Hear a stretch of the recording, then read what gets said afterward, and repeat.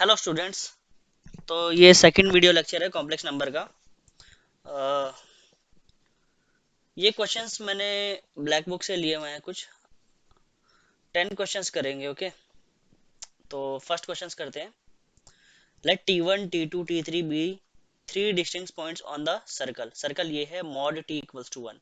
Mod T equals to 1 जैसे कि ये एक यूनिट सर्कल है, मतलब इसका रेडियस 1 है। ठीक है, इस तरह का सर्कल होगा ऐसे।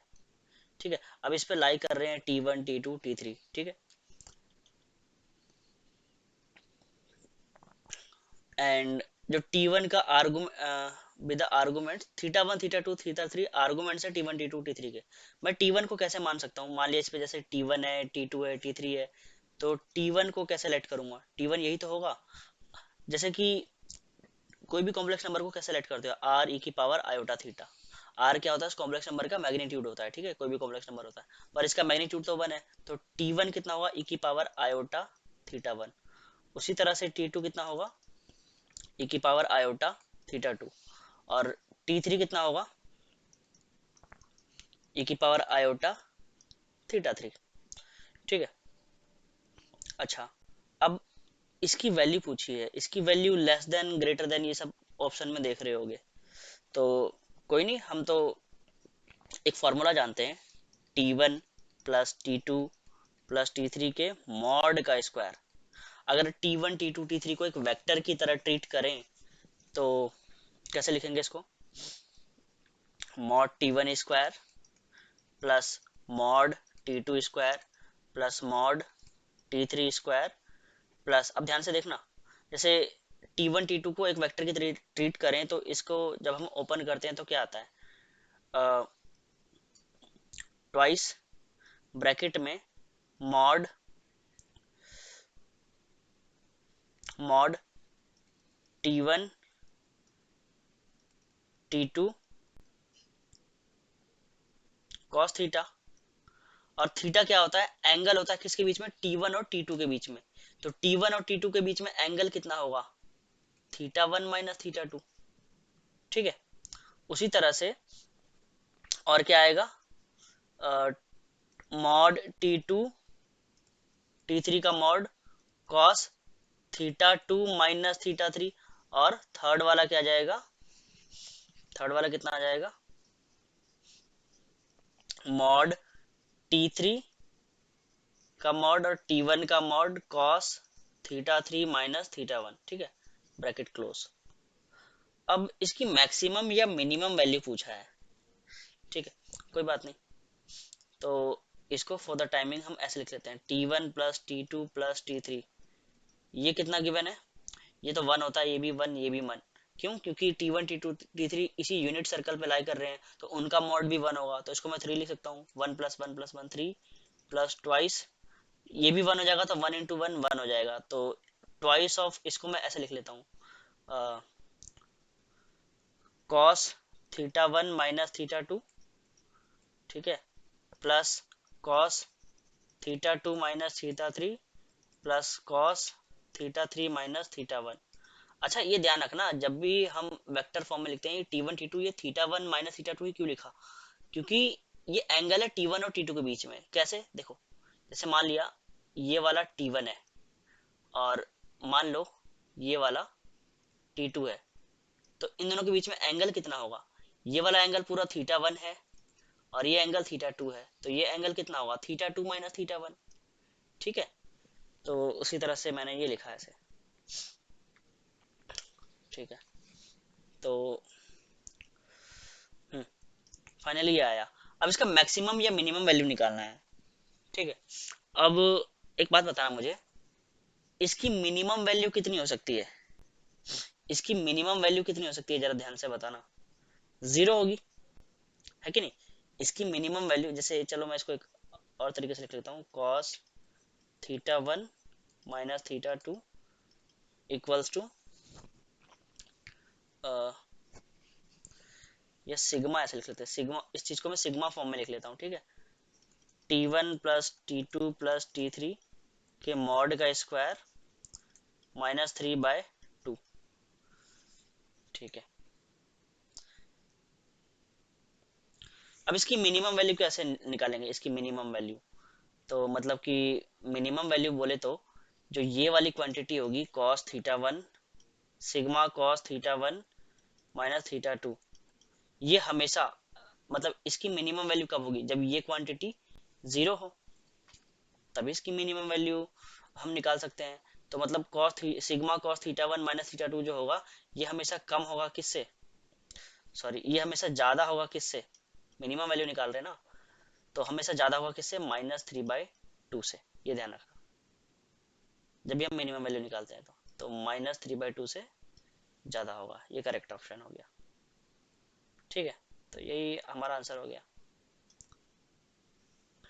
हम ना कॉम्प्लेक्स नंबर को वेक्टर की तरह ट्रीट कर सकते हैं, तो हमेशा याद रखना अगर जैसे हमारे पास 3 वेक्टर है, vector A plus vector B plus vector C, तो इसका जो मॉड का स्क्वायर होता है ना, तो इसको आप ऐसे कैसे लिख सकते हो, डॉट फॉर्म में लिख सकते हो ना, दिस डॉट दिस।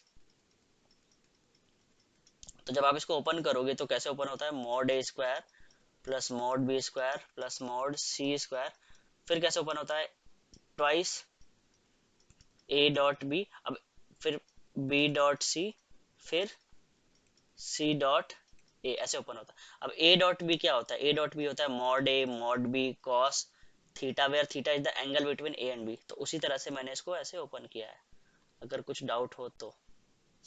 ठीक है, तो आई होप ये क्लियर हो गया होगा।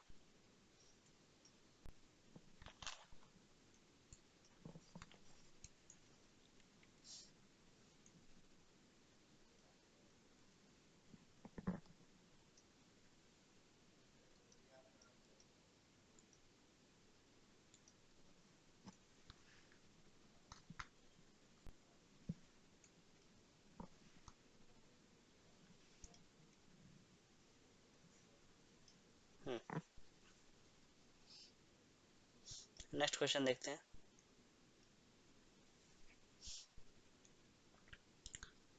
The number of point of intersection of the curve, इसके हमको number of point of intersection बताने हैं। ठीक है, तो जैसे क्या गिवन है, आर्गुमेंट ऑफ जेड, एक तो ये गिवन है, तो चलो इसको प्लॉट ही कर लेते हैं ना इससे अच्छा।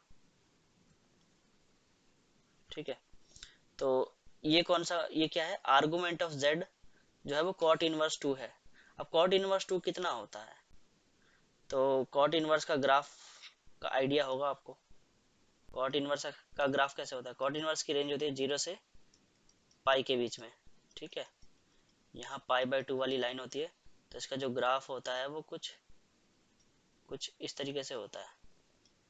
तो कॉट इनवर्स 2 इतना एंगल होता है, मान लिया कहीं यहाँ पे 2 होगा, तो कॉट इनवर्स 2 इतना एंगल होगा, मतलब बहुत ही कम एंगल होता है, मतलब कि ये एंगल जो है पाई/2 से भी कम होता है। ठीक है, और 2,7 किधर होगा, इधर कहीं 1 इधर कहीं 2, और इधर कहीं 1 2 3 3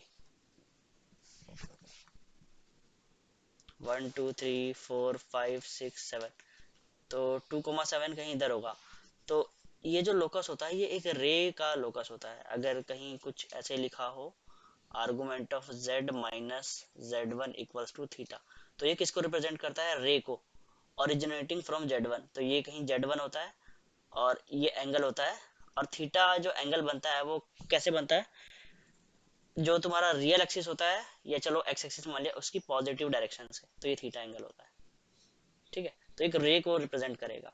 तो जब मैंने देखा ये कॉट इनवर्स 2 तो पाई/2 से बहुत ही कम होता है, तो ये रे कुछ इस तरह से जाएगी। ठीक है, मान लिया ये रियल एक्सिस देख रहे हो ना, तो रियल एक्सिस को मैं यहाँ ड्रॉ कर दूं, तो ये रे कुछ इस तरह से जाएगी, मतलब सारे के सारे जेड आपके इस पे लाई करेंगे। ठीक है, अब दूसरा क्या गिवन है,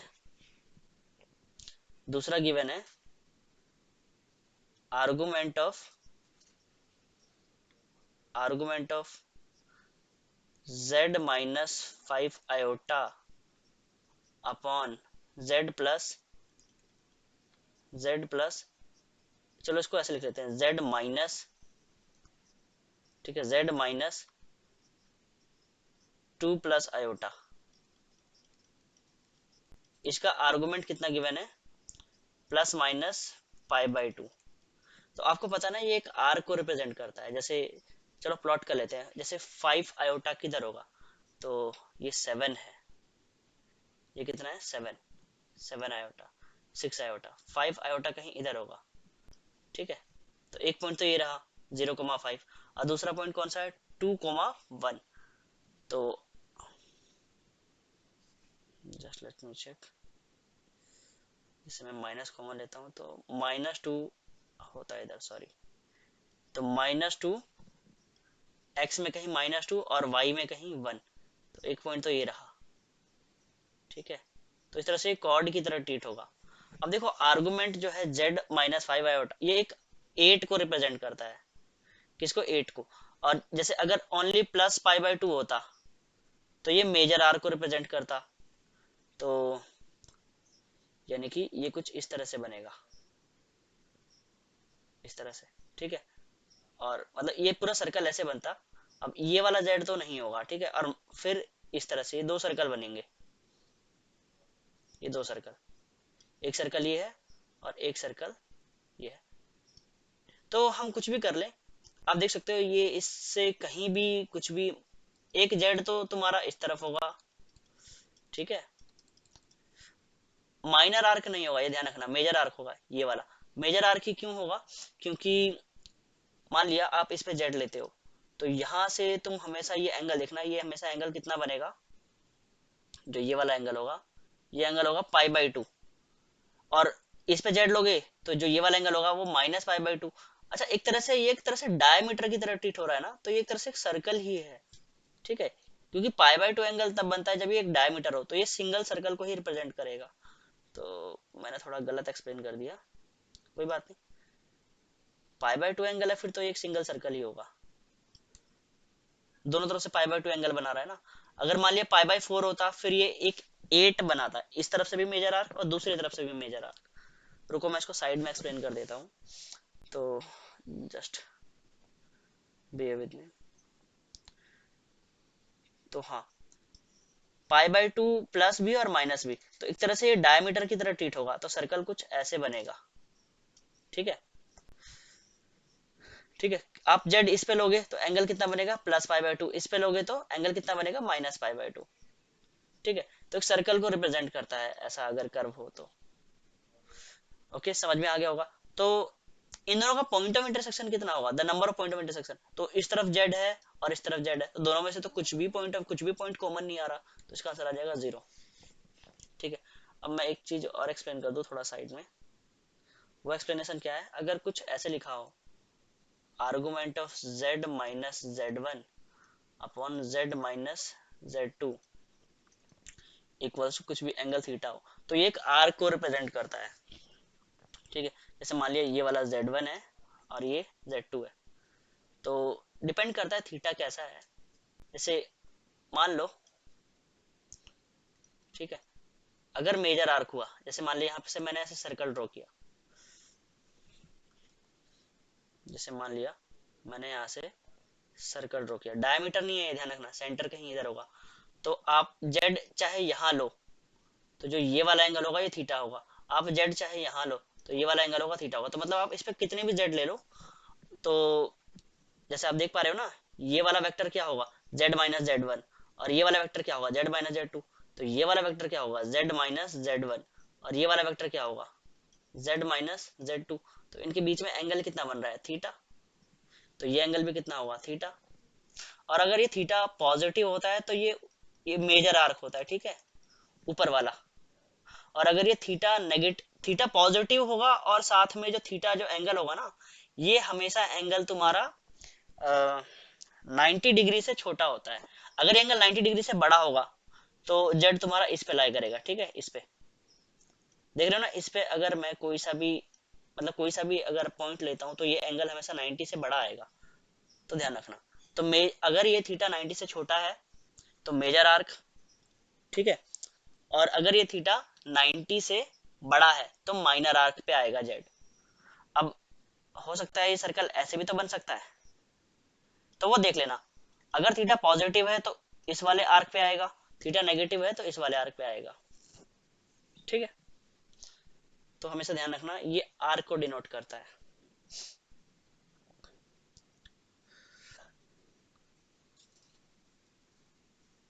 अब जैसे मान लिया 21 ले लूँ मैं यहाँ पे पाई/2, तो ये एक सर्कल है, सेमी सर्कल की इक्वेशन है। तो Z1 कहीं इधर होगा, Z2 कहीं इधर होगा, ठीक है। तो जो ये वाला सर्कल होगा यही तुम्हारा फाइनल आर्क होगा, और अगर प्लस माइनस पाई/2 है तो फिर ये पूरा सर्कल को रिप्रेजेंट करेगा, ठीक है। तो आई होप ये क्लियर होगा।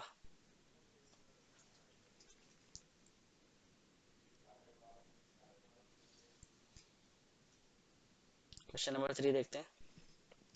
All three roots of az cube plus bz square plus cz plus d equals to 0 have negative real parts। मतलब ये जो क्यूबिक है ना, az cube plus bz square plus cz plus d equals to 0, इसके जो real parts हैं, मान लिया 3 रूट्स हैं z1 z2 z3, इसके 3 रूट्स हैं ना, तो उसका रियल पार्ट नेगेटिव है।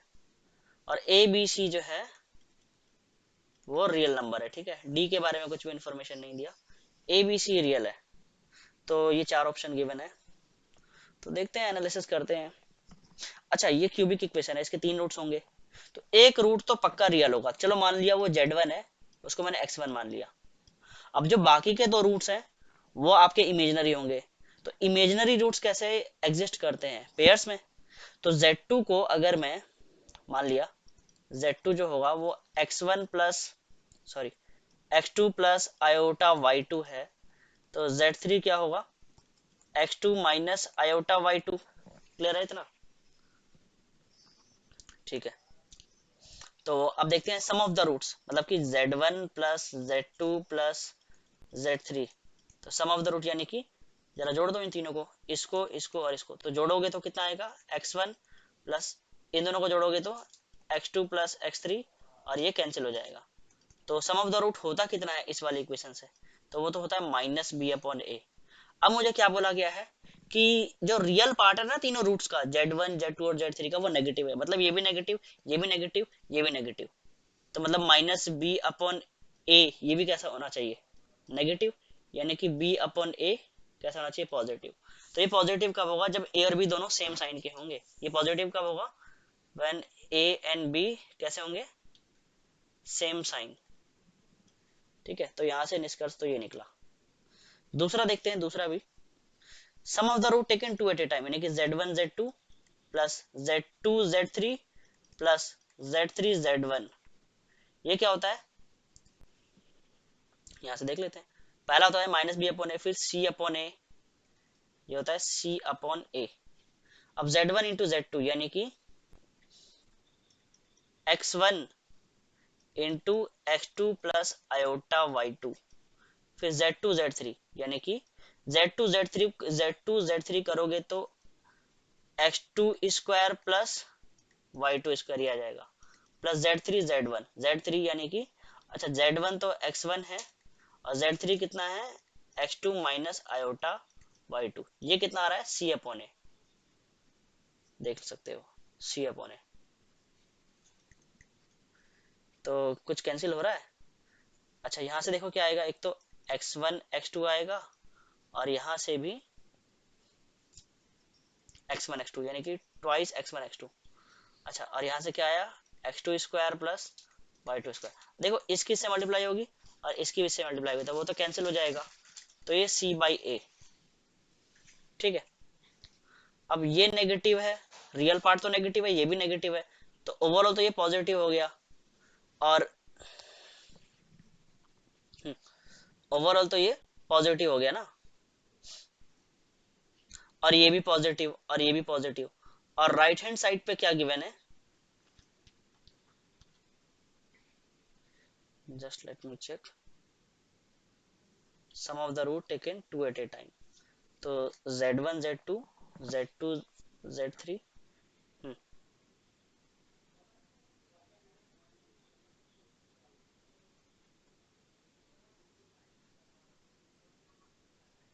तो ये लेफ्ट हैंड साइड तो पॉजिटिव है, लेफ्ट हैंड साइड पॉजिटिव है, तो राइट हैंड साइड भी पॉजिटिव होगा। इसका मतलब यहां से क्या निकला, यहां से क्या निष्कर्ष निकला कि ए और सी के भी कैसे साइन है? सेम साइन है।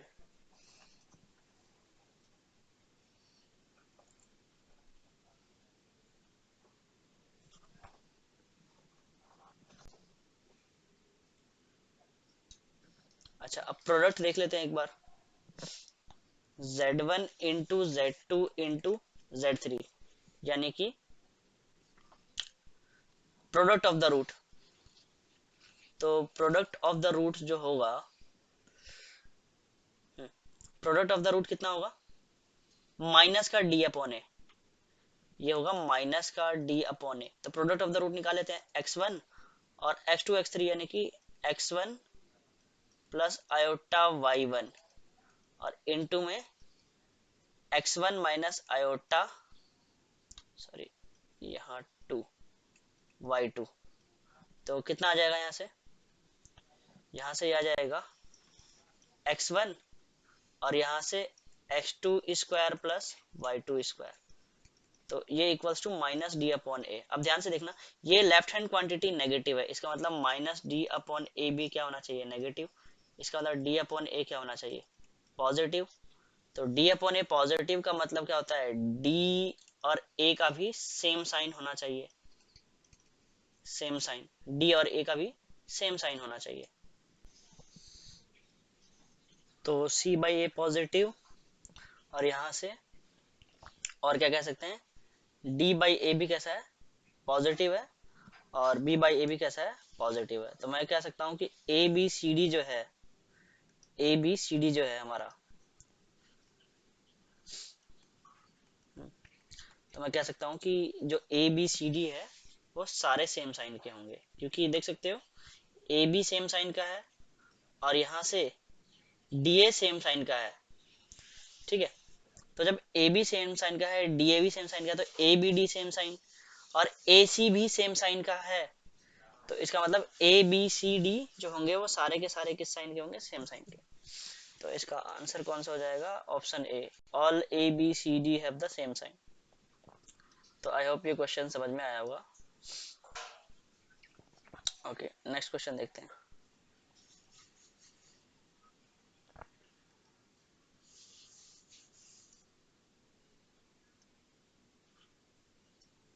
ठीक है, let Z1 and Z2 be two roots of the equation. Z1 और Z2 दो रूट्स हैं, तो सम ऑफ द रूट्स क्या होगा, Z1 प्लस Z2 कितना होगा, माइनस ए, और प्रोडक्ट ऑफ रूट कितना होगा, Z1 इंटू Z2 B, ठीक है। अच्छा further assume that origin Z1 और Z2 इक्विलेटरल ट्रायंगल बना रहे हैं, मतलब कि एक ये ओरिजिन है, एक ये Z1 है और एक ये Z2 है, ये कैसा ट्रायंगल बना रहे हैं, इक्विलेटरल ट्रायंगल बना रहे हैं, ठीक है। अच्छा आपने एक रूल पढ़ा है क्या, Z1 Z2 और ये Z3, अगर ये इक्विलेटरल ट्रायंगल बनाते हैं तो एक फॉर्मूला होता है, मतलब Z1 Z2 ये ट्रायंगल के वर्टेक्स हैं, ठीक है, कॉम्प्लेक्स नंबर है ये, इसको हम वेक्टर की तरह भी ट्रीट कर सकते हैं। तो अगर ये कॉम्प्लेक्स नंबर देख रहे हो आप, ट्रायंगल के वर्टेक्स हैं, तो फॉर्मूला क्या होता है, Z1 square plus Z2 square plus Z3 square, ये किसके इक्वल होता है, ये होता है हमारा Z1 into Z2 plus Z2 into Z3 plus Z3 into Z1, ठीक है, इसके इक्वल होता है। तो ये आपको रूल याद रखना है, और ये तभी काम करता है जब ये इक्विलेटरल ट्रायंगल के वर्टेक्स हो, ऐसे काम नहीं करता, किसी भी ट्रायंगल के वर्टेक्स हो तब काम नहीं करता। तो ये ध्यान रखना है, ठीक है, ये रिलेशन। तो इस वाले ट्रायंगल के लिए भी मैं लिख सकता हूँ ना, तो Z1 स्क्वायर लिख लिया प्लस Z2 स्क्वायर वो भी लिख लिया प्लस Z3 तो यहाँ ओरिजिन है यानी कि जीरो, वो कॉम्प्लेक्स नंबर ही जीरो है, तो जीरो का स्क्वायर तो जीरो हो गया, equals to Z1 into Z2 plus Z2 Z3, यानी कि Z2 Z3 तो जीरो है, तो ये वाली क्वांटिटी जीरो हो जाएगी और ये भी जीरो हो जाएगी। तो ये रिलेशन आ गया मेरे को, ठीक है। तो एक रिलेशन ये आ गया। अब यूज कर लेते हैं, क्या करें, इसका स्क्वायर करते हैं सबसे पहले। तो स्क्वायर करोगे तो Z1 का स्क्वायर प्लस Z2 का square plus twice Z1 Z2 equals to A square, ठीक है, यहाँ से एक रिलेशन आया। अब Z1 square plus Z2 square plus twice Z1 Z2 कितना है B, तो 2B हो गया इक्वल्स टू कितना, ए स्क्वायर। तो इसकी जो वैल्यू आ गई वो कितनी आ गई, ए स्क्वायर माइनस 2B। तो मैं यहाँ लिख दूं क्या, इसकी वैल्यू कितनी है, ए स्क्वायर माइनस 2B, और Z1 Z2 कितना है, वो तो B है। तो क्या आ गया answer finally, A square equals to 3b, ये रिलेशन आ गया, A square equals to 3b। Integer types में कैसे बना सकते थे इसको, इसमें आपसे ये वैल्यू पूछ सकते थे, ए स्क्वायर अपॉन बी की वैल्यू बताओ, तो A square equals to 3b, which option is correct, C. ठीक है, तो ऐसे कर सकते थे। अच्छा, अगर ये याद ना हो तो इसको रोटेशन से भी कर सकते हैं, जैसे ये Z1 है और ये Z2 है, तो आप इसको रोटेट करा दो Z2 से Z1 की तरफ। इक्विलेटरल ट्रायंगल है तो सभी साइड्स की जो लेंथ होगी वो सेम होगी। ठीक है, मतलब अगर ये लेंथ तुम्हारी मान लिया ए है तो ये भी ए होगा, ये भी ए होगा, और ये एंगल 60 डिग्री, तो आप वहां से भी कर सकते थे इसको रोटेशन से। ठीक है,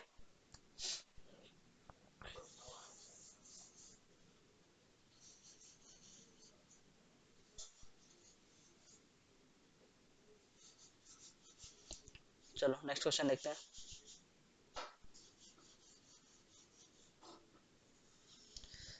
If Z and W are two non-zero complex numbers such that Z और W का जो मॉड है वो 1 है, इसको मैं ऐसे भी लिख सकता हूँ ना, mod Z mod W equals to 1। ठीक है, argument of Z and W कितना है, π/2। इसको हम ऐसे भी लिख सकते हैं, argument of Z upon W, ये π/2 है। मतलब एक वेक्टर ऐसे है Z और दूसरा वेक्टर ऐसे है W। मान लिया Z है और ये W है, तो अब W से Z की तरफ जा रहे हो तो कितना रोटेट हुए हो, π/2। अच्छा, इस रोटेशन को कैसे लिख सकते हैं, ऐसे लिख सकते हैं क्या, देखो तो, जैसे मैं Z की तरफ जा रहा हूँ तो ये final vector Z upon W, तो Z से W की तरफ गए। अब एक काम करो, दोनों का मॉड ले लो, तो Z अपॉन W ये यूनिट वेक्टर बन गया। ठीक है, और कितना रोटेट हुए हैं, e की पावर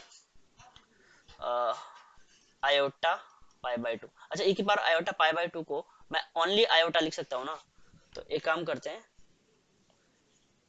इसको मैं ओनली आयोटा लिख देता हूँ। ये रोटेशन याद होना चाहिए आपको, ध्यान रखना।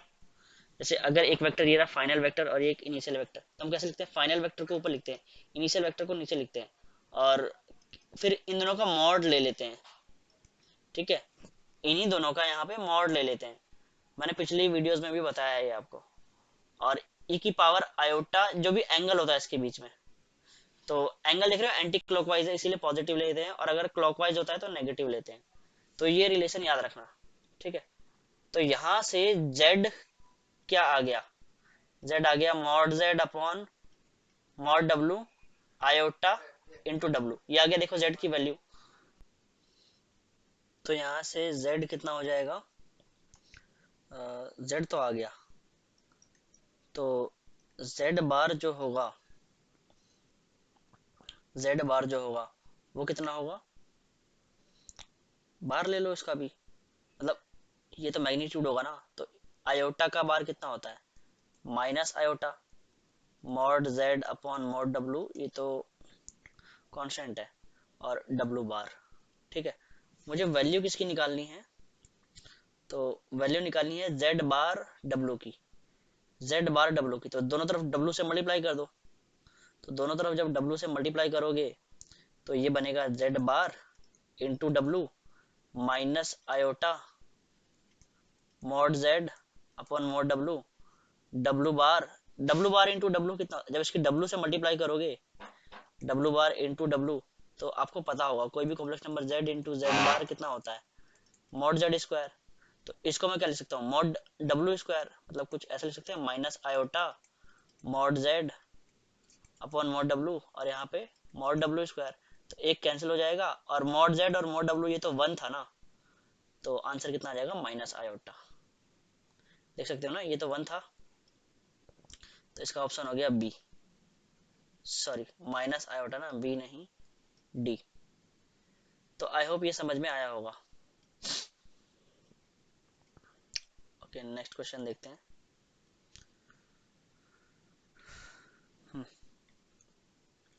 नेक्स्ट क्वेश्चन है, if omega be an imaginary nth root of unity, तो इसकी वैल्यू बतानी है। nth रूट ऑफ यूनिटी मतलब ओमेगा की पावर n जो है वो 1 होता है, तो इसके कितने रूट्स हैं, n रूट है। एन रूट है मतलब मान लिया एक रूट इसका 1 होगा पक्का, एक ओमेगा होगा, एक ओमेगा की पावर 2 होगा, ओमेगा की पावर 3 होगा, ऐसी सो ऑन। जो nth रूट होगा वो ओमेगा की पावर n-1 होगा। तो इसमें प्रॉपर्टी क्या होती है कि जो सम ऑफ द रूट्स होता है ना, 1 प्लस ओमेगा स्क्वायर, अगर omega n root of unity है, जैसे मान लिया z जो है z की पावर n इक्वल्स टू 1, तो इसके कितने रूट्स होंगे, n होंगे। मान लिया एक रूट 1 है, एक रूट होगा, मान लिया चलो अल्फा है, एक रूट अल्फा स्क्वायर, सिमिलरली यही है। तो सम ऑफ द रूट्स क्या होगा, पहले से ही पता है 0 होता है। तो ये हमने जैसे ही इतना सुना कि omega be an imaginary nth root of unity, तो यहाँ से मैंने इसको ऐसा लिख लिया कि ओमेगा की पावर n डेफिनेटली 1 होगा, और इसके कितने रूट होंगे, n होंगे, 1 पक्का इसका रूट होगा, रख के देख लो 1 सेटिस्फाई करेगा। और जो सम ऑफ द रूट्स होते हैं इसके वो कितने होंगे, 0। ठीक है, तो ये सब रिजल्ट लिख लिया। अब हमें कैलकुलेट ये करना है, तो मतलब कैलकुलेट क्या करना है, सिग्मा r इक्वल्स टू 1 से लेके n तक। मैं इसको इस सिग्मा को ब्रेक कर लेता हूँ, देखो कैसे लिखता हूँ। a को बाहर लिख लिया, r ओमेगा की पावर r-1, फिर प्लस, फिर सिग्मा लिखा, b को बाहर लिख लिया, और ओमेगा की पावर r-1, और r कहाँ से जा रहा है, यहाँ पर भी 1 से n तक। सिग्मा को ब्रेक कर सकते हैं, जैसे अगर ऐसा लिखा है ना सिग्मा a प्लस बी, तो मैं इसको ऐसे लिख सकता हूँ sigma a plus sigma B. ठीक है, ओके। तो चलो अब इस सिग्मा को भी खोल देते हैं। r कहाँ से जा रहा है, 1 से n तक, तो इसको ऐसे लिख लेते हैं a, r इक्वल्स टू 1 लिखोगे तो क्या बनेगा, ये 1 ही बनेगा, क्योंकि ये 1 और ये ओमेगा की पावर 0 यानी कि 1। r इक्वल्स टू 2 लिखोगे, 2 लोगे तो क्या बनेगा, 2 ओमेगा, 3 लोगे तो 3 ओमेगा स्क्वायर, और 4 लोगे तो 4 ओमेगा क्यूब, सो ऑन कहाँ तक, r इक्वल्स टू n लोगे तो n ओमेगा की पावर n-1। ठीक है, प्लस b, और ये क्या लिखा हुआ है, ये लिखा हुआ है r इक्वल्स टू 1 से n तक। अच्छा ये तो 0 ही हो जाएगा ना, जैसे अगर मैं इसको लिखने जाऊंगा तो r इक्वल्स टू 1 लिखूंगा तो 1, दूसरा क्या होगा ओमेगा, फिर क्या होगा ओमेगा स्क्वायर, कहाँ तक, ओमेगा की पावर n-1 तक। तो ये तो वैसे भी 0 हो गया। ठीक है, तो ओनली जो हमारा आंसर बचा वो ये वाला पार्ट बचा। ठीक है, तो मैं काम करता हूँ, ये जो अंदर वाला है ना इसका सम निकाल लेता हूँ, और इसकी लास्ट में इसे मल्टीप्लाई कर दूंगा। तो जो अंदर वाला है ना उसका सम मान लिया मैंने s है, 1 plus 2 omega plus 3 omega square plus 4 omega cube, so on कहाँ तक जा रहा है, ये n ओमेगा की पावर n-1 तक। अब ये देखो ये है क्या, ये एक एजीपी है, अर्थमेटिक ज्योमेट्रिक प्रोग्रेशन। ठीक है, तो एजीपी का जो हम सम है वो कैसे निकालते हैं, तो ध्यान रखना हमेशा एस की ना जो भी देखो एपी भी चल रहा है, जैसे 1 2 3, ये तो एपी चल रहा है, और यहाँ पे क्या है ओमेगा की पावर 0, यहाँ पे ओमेगा की पावर 1, ओमेगा की पावर 2, तो एपी भी चल रहा है और जीपी भी चल रहा है। तो एजीपी का सम कैसे निकालते हैं वो ध्यान से देखो। क्या करो, जो एस है इसकी कॉमन रेशियो से मल्टीप्लाई करो, तो जैसे जीपी का कॉमन रेशियो कितना है, ओमेगा, तो ओमेगा से मल्टीप्लाई किया और एक शिफ्ट करके लिख दिया, शिफ्ट करके लिख दिया, समझ में आ गया ना। तो जैसे इसी एस का आपने ओमेगा से मल्टीप्लाई किया ना, तो 1 को ओमेगा से करोगे तो ओमेगा, 2 को ओमेगा से स्क्वायर, ओमेगा से मल्टीप्लाई करोगे तो ये 2 ओमेगा स्क्वायर। आपने क्या किया, एस ओमेगा को ही लिख दिया, ये जो एस है ना इसी में ओमेगा से मल्टीप्लाई किया और एक शिफ्ट करके लिख दिया। तो यहाँ कितना बचेगा, ये वाला शिफ्ट हो जाएगा तो कितना बनेगा, 3 ओमेगा क्यूब, सो ऑन। ऐसे ही लास्ट वाला जो होगा, लास्ट वाला जो होगा वो कितना हो जाएगा, सो मैंने क्या किया, शिफ्ट करके लिख दिया। तो यहाँ पे क्या होगा, जस्ट इससे पहले वाला यानी कि n-1 ओमेगा की पावर n-1। अब इसमें ओमेगा की मल्टीप्लाई करके बाद में लिख दो, तो इसमें n ओमेगा की मल्टीप्लाई करोगे तो n ओमेगा की पावर n हो जाएगा। ठीक है, अब घटा दिया, तो जब घटाओगे तो s में से जब आप इस s में से s ओमेगा को माइनस करोगे तो क्या बनेगा, s इंटू 1 माइनस ओमेगा। अब इसमें से इसको घटाओगे तो 1 में से कुछ भी नहीं गया तो 1 ही बचा, 2 ओमेगा में से ओमेगा गया तो ओमेगा, 3 ओमेगा में से 2 ओमेगा गया तो ओमेगा स्क्वायर, फिर ओमेगा क्यूब, सो ऑन। इसमें से इसको घटाओगे तो n में से n कैंसिल हो जाएगा और क्या बचेगा, ओमेगा की पावर n-1, और यहाँ क्या बचेगा, माइनस n ओमेगा की पावर n। अब फिर से इसका सम कितना आ जाएगा, 0। तो s कितना हो गया, माइनस, ये चलो माइनस, ये चलो लिख लिया एन, ओमेगा की पावर एन तो वन था, तो इसको वन रहने दिया, अपॉन वन माइनस ओमेगा। तो एस कितना आया यहाँ से, n upon omega minus one. अब मुझे फाइनल सम निकालना था, मुझे तो ये ये निकाला था ना, ये पूरा पार्ट, तो ये तो जीरो आ गया था, ठीक है। अब इसकी ए से मल्टीप्लाई कर दो तो हमारा फाइनल आंसर आ जाएगा। तो फाइनल आंसर कितना निकाला था हमें, तो ए इंटू एस की वैल्यू निकालनी थी, तो एन इंटू ए अपॉन ओमेगा माइनस वन, ये हमारा फाइनल आंसर है, ठीक है। तो कौन सा, C option, C option correct हो जाएगा, ठीक है।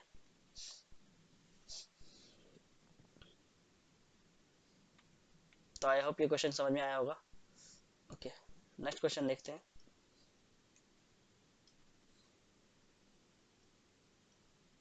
क्वेश्चन नंबर 10 नहीं, क्वेश्चन नंबर 7। तो क्वेश्चन 7 देखते हैं। If alpha beta are complex number then the maximum value of this, इसकी मैक्सिमम वैल्यू बतानी है। अल्फा बीटा ये कॉम्प्लेक्स नंबर है, ठीक है। तो अच्छा ये बताओ मुझे, अल्फा बीटा बार और अल्फा बार बीटा कहाँ से आता है? हुँ? तो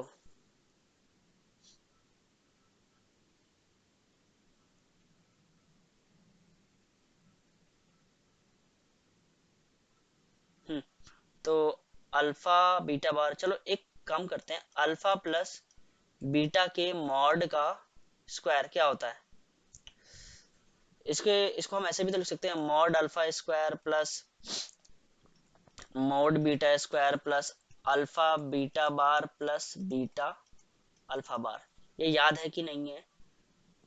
जैसे ये तो पता होगा ना आपको कि z इंटू जेड बार क्या होता है, मॉड जेड स्क्वायर, मतलब मॉड जेड स्क्वायर, इसको हम ऐसे लिख सकते हैं। तो क्या इसको भी हम ऐसे लिख सकते हैं, अल्फा प्लस बीटा इंटू में अल्फा बार प्लस बीटा बार। अब इसकी से मल्टीप्लाई करोगे तो ये जनरेट होगा, और इससे मल्टीप्लाई करोगे तो ये जनरेट होगा। फिर इसकी अल्फा की बीटा बार से करोगे तो ये आएगा, और बीटा की अल्फा बार से करोगे तो ये आएगा, ठीक है। तो ये हम इसको ऐसे ओपन कर सकते हैं, ओके। अब मुझे इसकी वैल्यू निकालनी है ना, इसकी, तो इसको क्या लिख सकते हैं हम, alpha beta bar plus beta alpha bar equals to क्या, अल्फा प्लस बीटा के मोड का square minus mod alpha square plus mod beta square, ऐसा लिख सकते हैं। इसी के टर्म्स में लिख लिया, और कुछ नहीं। अच्छा, अब क्या निकालना है मेरे को, इसकी मैक्सिमम वैल्यू निकालनी है। तो मैक्सिमम वैल्यू निकालने में ये वाला क्वांटिटी क्या होना चाहिए, ये वाला क्वांटिटी मैक्सिमम होना चाहिए, और मतलब ये क्वांटिटी मैक्सिमम होना चाहिए और ये मिनिमम होना चाहिए, ठीक है। एक काम करते हैं, इसको मैक्सिमम बना लेते हैं। तो ये मैक्सिमम कब बनेगा, अगर हमें इसकी मैक्सिमम वैल्यू निकालनी है तो आपको पता होना चाहिए कि अल्फा प्लस बीटा का जो मॉड है, ये मैक्स कब होता है, ये मैक्स कब होता है, mod alpha plus mod beta के जब इक्वल हो जाता है, तो ही ये मैक्सिमम होता है। तो एक काम करते हैं, जो हमारा राइट हैंड साइड है उसको क्या ले, ये अल्फा प्लस बीटा का जो मॉड ले रहे हैं इसको कैसे लिखते हैं, हम इसको ऐसे लिखते हैं, mod alpha plus mod beta, ऐसे लिख देते हैं। फिर क्या है, स्क्वायर है तो स्क्वायर लिख लिया, माइनस क्या है, mod alpha square plus mod beta square. अब इसमें से इसको घटाओगे तो कितना आएगा, two mod alpha mod beta, ठीक है। तो मतलब मैंने किसकी मैक्सिमम वैल्यू जो है, इसकी मैक्सिमम वैल्यू निकाल ली। तो मैक्सिमम वैल्यू निकाली है तो हम इसको लिख देते हैं कि alpha beta bar plus beta alpha bar, ये लेस देन होता है हमेशा इससे, ठीक है। और नीचे डिवाइड कर दो, मॉड अल्फा और मॉड बीटा से, देख रहे हो यही तो लिखा हुआ है, तो इधर भी डिवाइड करना होगा, मॉड अल्फा और मॉड बीटा से। तो ये कैंसिल हो जाएगा, तो मैक्सिमम वैल्यू इसकी 2 आ जाएगी, ठीक है। तो यही आंसर हो जाएगा 2। तो ये क्वांटिटी हमेशा लेस देन 2 होती है, ये ध्यान रखना। तो आई होप ये समझ में आ गया होगा। नेक्स्ट क्वेश्चन देखते हैं।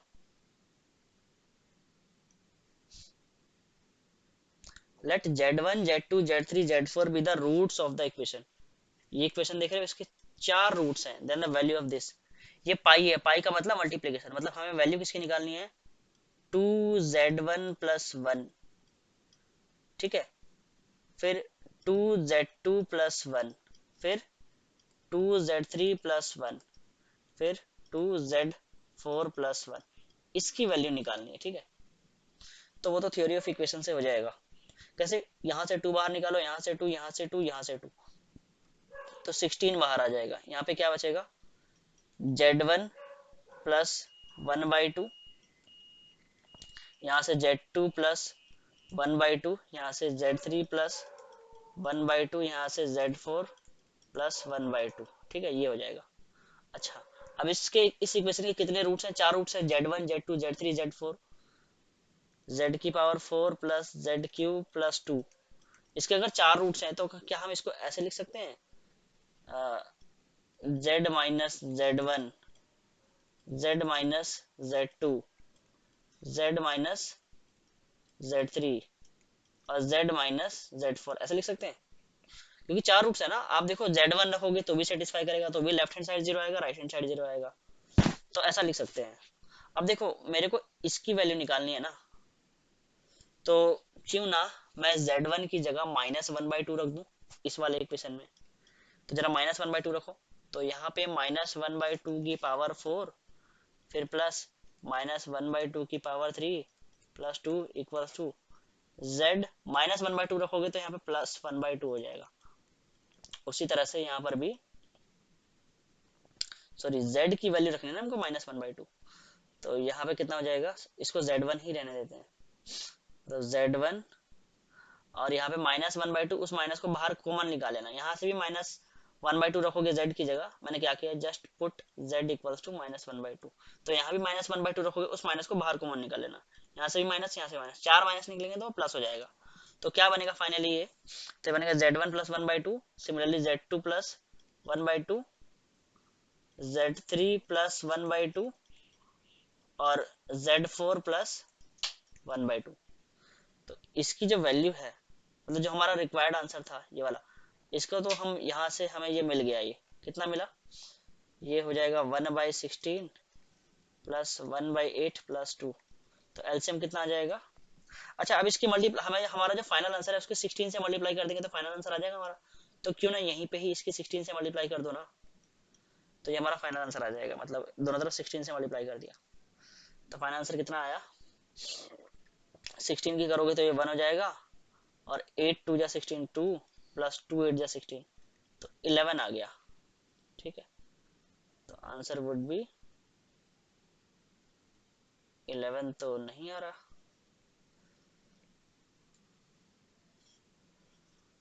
ओके सॉरी, 1 प्लस, ये 32 हो जाएगा ना, 32, 35 आंसर आ जाएगा, 35 भी मैच नहीं कर रहा, कहाँ गड़बड़ हुई है, ओके यहाँ माइनस होना चाहिए ना, माइनस, ठीक है, तो यहाँ -2, तो कितना आ जाएगा, 31 आ जाएगा, 31 आंसर आ जाएगा, 31, तो ऑप्शन डी करेक्ट हो जाएगा, ठीक है, 31 आंसर आ जाएगा, सिंपल क्वेश्चन था। ओके, नेक्स्ट क्वेश्चन देखते हैं।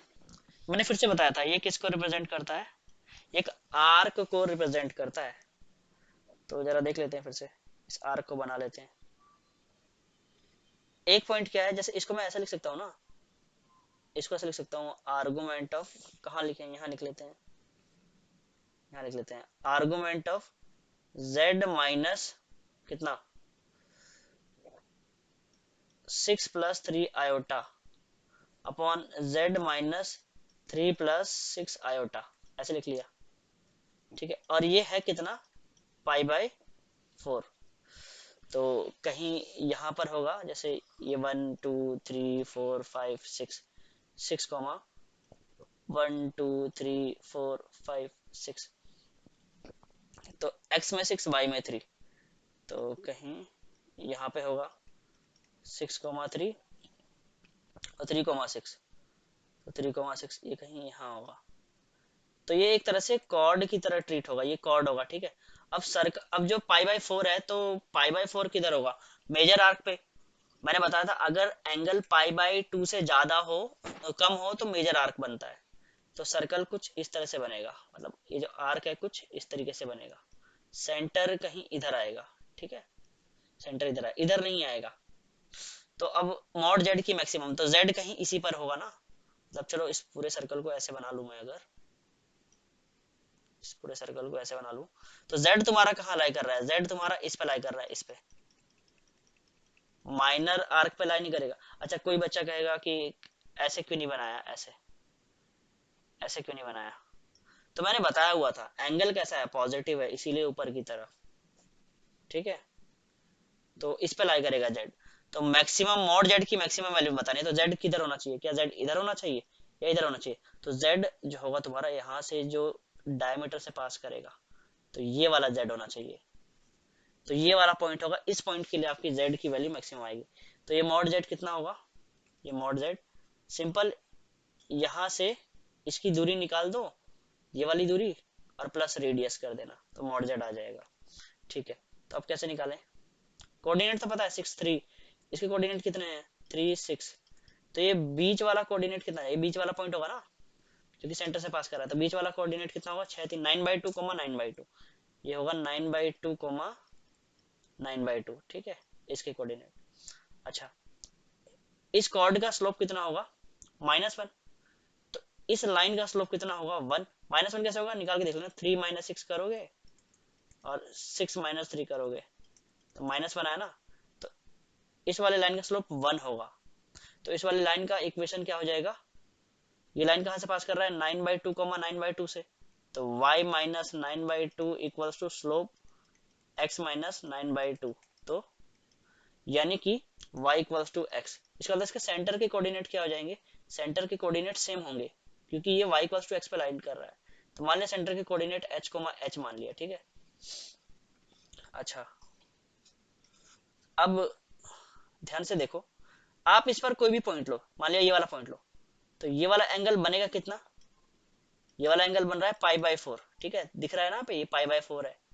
तो यहाँ पर ये एंगल भी कितना होगा, सेंटर पे एंगल डबल होता है, तो ये भी π/4 हो जाएगा। तो अच्छा ये डिस्टेंस कितना होगा, मान लिया ये a है, ये b है, ये मिड पॉइंट को m बोल दिया, ठीक है। तो ए बी की जो लेंथ होगी वो कितनी होगी, ए बी की जो लेंथ, तो वो होगी, डिस्टेंस फॉर्मूला से निकाल सकते हो, 6 - 3 9 + 9, ठीक है। तो ए बी की जो लेंथ होगी वो कितनी होगी 3√2, तो ए एम की लेंथ कितनी हो जाएगी 3√2/2, ठीक है, ए एम की लेंथ हो गई। तो इसका रेडियस अब मैं निकाल सकता हूँ कैसे, sin 45 से, sin π/4 से, वो कितना आ जाएगा परपेंडिकुलर, परपेंडिकुलर यानी कि ए एम परपेंडिकुलर ट्रीट होगा, ये वाला ए एम, तो perpendicular A M upon hypotenuse कितना है आर, ठीक है। तो रेडियस कितना आ जाएगा यहाँ से, ए एम कितना था 3√2/2, और साइन π/4 ये तो 1/√2 था, ठीक है, यानी कि ये 1/√2, तो 2 से 2 कैंसिल, तो रेडियस 3 आ जाएगा इसका, ठीक है। रेडियस तो 3 यूनिट आ गया, रेडियस तो आ गया इसका 3 यूनिट, मतलब कि ये वाली दूरी तो आ गई 3 यूनिट। अब मुझे ये वाली दूरी निकालनी है, ये वाली सेंटर से ओरिजिन की डिस्टेंस, तभी तो मॉड जेड की मैक्सिमम वैल्यू निकाल पाऊंगा मैं, मॉड जेड की मतलब मॉड जेड का मैक्सिमम वैल्यू निकाल पाऊंगा मैं। तो उसके लिए सेंटर के कोऑर्डिनेट पता होने चाहिए, तो कोई बात नहीं, सेंटर के कोऑर्डिनेट कैसे निकालोगे, तो इक्वेशन ये डिस्टेंस फार्मूला से, जैसे रेडियस तुम्हें तो मिल गया ना, तो ये h, h माना था तुमने, तो डिस्टेंस फार्मूला निकालो ना, कैसे, h - 3 का होल स्क्वायर, यहाँ से ये वाला जो h है ना h, तो h - 3 का होल स्क्वायर प्लस h - 6 का होल स्क्वायर प्लस h - 6 का whole square equals to radius का स्क्वायर, तो रेडियस का स्क्वायर यानी कि 9। सॉल्व कर दो, यहाँ से मिलेगा तुमको h स्क्वायर, यहाँ से भी h स्क्वायर, तो 2h स्क्वायर, यहाँ से मिलेगा माइनस का 6h, और यहाँ से माइनस का 12h, तो पूरा कितना हो जाएगा ये 18h, 2h स्क्वायर - 18h, अब यहाँ से मिलेगा 9 और यहाँ से मिलेगा 36 इक्वल्स टू 9। ठीक है, यहाँ से 3 3 जा 9 और यहाँ से 36, तो 9 से 9 कैंसिल और 2 से डिवाइड कर दो तो एच स्क्वायर माइनस 9h और एच स्क्वायर माइनस 9h और प्लस में कितना 18 इक्वल्स टू 0। तो इसके कितने रूट्स होंगे, 2 रूट होंगे, तो वो 2 रूट क्या होंगे 3 और 6। जब आप सॉल्व करोगे तो h की वैल्यू 3 आएगी और 6 आएगी, तो कौन सा वाला एक्सेप्ट करोगे 3 या 6? तो 6 वाला एक्सेप्ट करोगे। क्यों? क्योंकि 2 सेंटर इसलिए निकल के आए क्योंकि एक सेंटर तो इस तरफ होगा यहाँ पे 3,3। जब आप सर्कल बनाओगे ऐसे दूसरा वाला सर्कल, जब मान लिया ये वाला सर्कल बनाते, पर ये वाला सर्कल से मतलब ही नहीं, हमें तो 6,6 से मतलब है, तो h की वैल्यू 6 और इस वाले h की वैल्यू भी 6, मतलब सेंटर की कोऑर्डिनेट 6,6 आ जाएंगे। ठीक है, अब जब 6,6 आ गया तो सेंटर से ओरिजिन की डिस्टेंस कितनी हो जाएगी, सेंटर से ओरिजिन की डिस्टेंस मतलब OC, सेंटर से ओरिजिन की डिस्टेंस, तो कितनी हो जाएगी 36 प्लस 36 यानी कि 6√2। तो मॉड z की जो मैक्सिमम वैल्यू होगी वो कितनी होगी 3 प्लस 6√2, और मॉड z की जो मिनिमम वैल्यू होगी, तो मॉड z की मिनिमम वैल्यू तुम, अच्छा मैक्सिमम वैल्यू तो पहले मार्क कर लेते हैं 6√2 प्लस 3 यानी कि ये होगा।